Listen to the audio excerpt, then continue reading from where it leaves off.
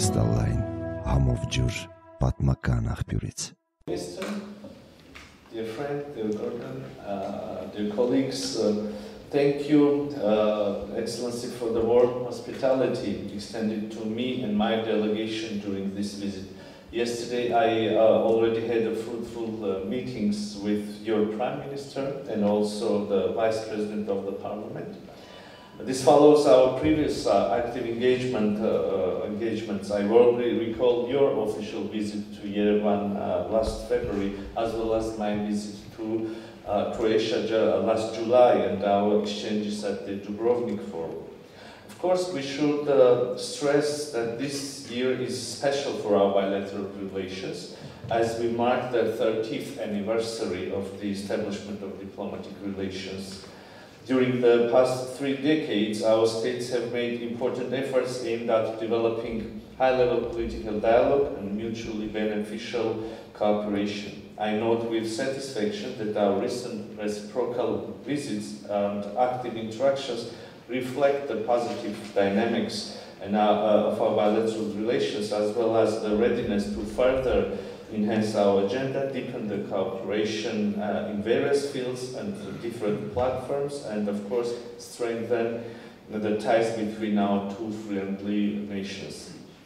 Dear attendees, during our discussions today we touched upon a number of issues of bilateral agenda and possibilities to develop cooperation in different sectors, including economy, culture, IT, tourism, education.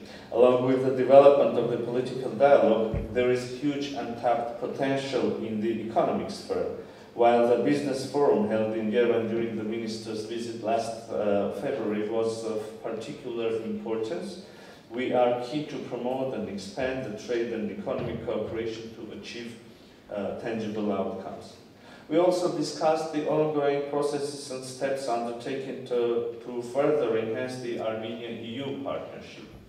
The aspirations of our citizens to see the further deepening of this relationship is based on shared values upheld by Armenia, Croatia, and the European Union, particularly in the realms of democracy, protection of human rights, and other fundamental principles.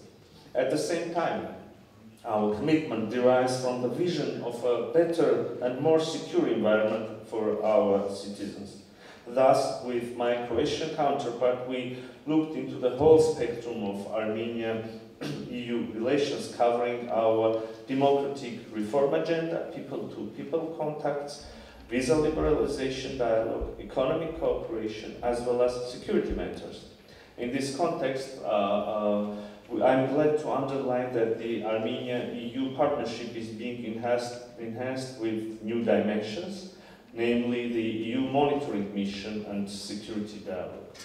Today we also had the chance to touch upon issues of cooperation in multilateral fora within international organizations, where Armenia and Croatia already have or will further benefit from closer cooperation.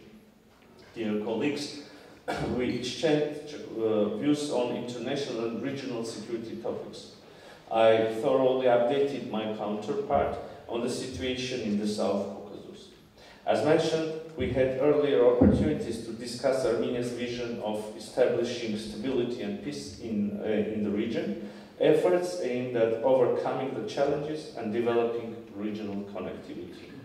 Unfortunately, we see rhetoric and statements on the high-level Azerbaijani officials, statements that continue challenging the rule-based order, territorial integrity, sovereignty of Armenia, and hence the prospects of lasting peace in the region.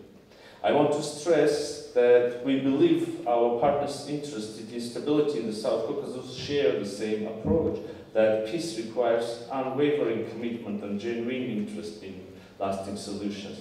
Armenia's position has been very clear on possible solutions based on well-known principles and agreements.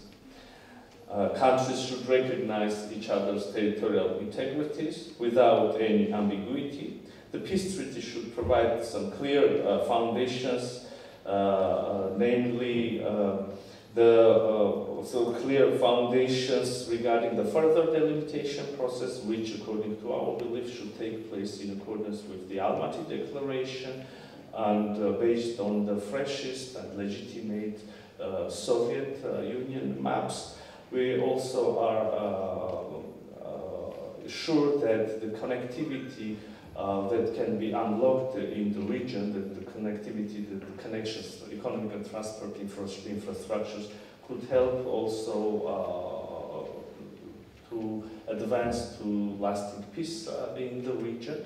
And we believe that all the infrastructure that are going to be unlocked should be unlocked according to the and under sovereignties and national jurisdictions of the countries, and in accordance with the principles of equality and reciprocity. To moreover, to promote this idea of peace and connectivity, the government of Republic of Armenia came up with the initiative of Crossroads of Peace, which is, as I said, about unblocking the infrastructure and increasing the connectivity, interconnectivity in the region. Dear attendees, here I would like to stop. Dear Minister, dear Gordon, thank you once again for your invitation and for comprehensive discussions we had today. And I'm confident that these discussions will provide an excellent basis for